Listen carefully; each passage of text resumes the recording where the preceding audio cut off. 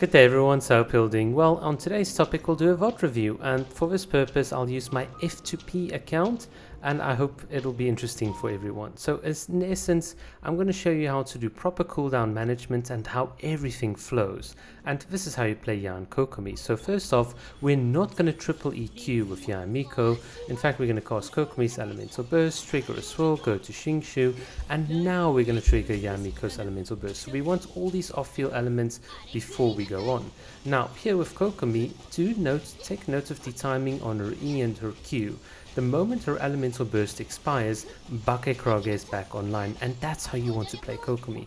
That's the most efficient way of using Kokomi, and you'll see something else right now. Now we're back here with Shingshu, we're going to trigger his range swords, and oh, look at that, Kokomi's elemental burst is ready almost at the second when we need it to be. And this is what I mean by getting those cooldowns, getting those timings to overlap. That's the skill in Genshin Impact. But I want to show you guys something else. Look, we've got no stamina, and look at what Yae Miko is doing. She's covering quite a distance and without us using any stamina. So that's the cool thing about Yae Miko, giving you that mobility, allowing you to reposition, and then you've got that stamina remaining so that you can dodge the enemies, animation cancel, and all these other things. It is something that's very subtle, but it is so powerful, and it's something that not a lot of people actually understand. Look here, we still don't have any stamina, but with Yae Miko we can very quickly get to the enemy, save some stamina in the process, and now we can animation cancel and we can just absolutely smack him.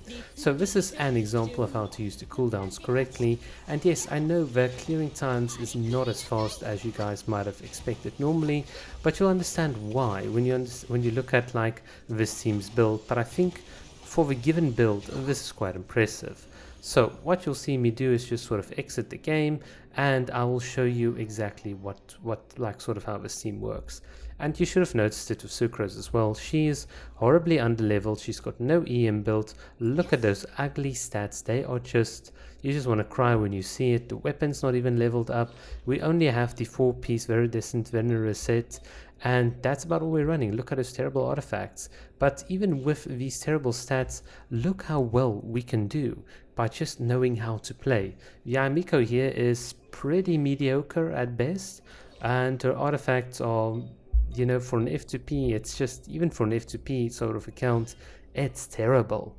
And yet, despite all these terrible artifacts, low talent levels, teammates not even themselves being like high level, bad builds, we sort of cleared it in, I think, in a very decent time for an F2P sort of like account. And obviously if we improve all of these characters and artifacts, we're really going to slap quite hard in the Spiral Abyss. But it just goes to show you that with a bit of skill, this is what you can do, and I'm convinced that the characters and the builds you guys are seeing, this is completely F2P achievable. I don't think it's unreasonable to expect a person that's AR 55 to not have, like, let's say Kokomi or Yae Miko. It's something that's definitely possible. So now let me show you how to use cooldowns incorrectly. So the first thing we're going to do is triple dash and then Q, and hopefully you guys will start seeing the DPS difference. So here you can see we've already wasted a lot of time. Our cooldowns between all our cast members are cast in the incorrect order, and you can see here now on Kokomi's E and Q, you can see there's not really an overlap. So the moment her elemental burst ends, we can't cast our jellyfish, which means later on we're going to have to re-swap back to Kokomi just to cast her ability. And that's what I mean.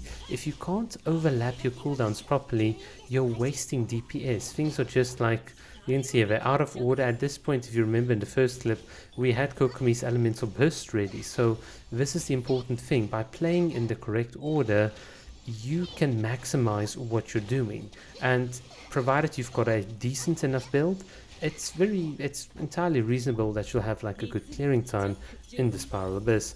And here you can see absolutely misusing all our cooldowns, getting hit by the enemy. And this is what I mean when I say this is like people don't have skill, because this is the type of gameplay you see online. It's like people misusing their abilities, and then they want to complain that Yae is bad, Kokomi is bad. But as you guys can see, to a certain degree your equipment can carry you, but there comes a point where if you know how to play at the correct margins, to use your skills properly, then you can effectively squeeze out that additional time. You can squeeze out that additional damage. So by this point in the previous video, we've already beaten up the perpetual mechanical ray, and look here, we are now sort of wasting time. Now it's just like, you can see the cost of not using your skills properly, and basically that's what I just want to show you guys. Interesting, eh?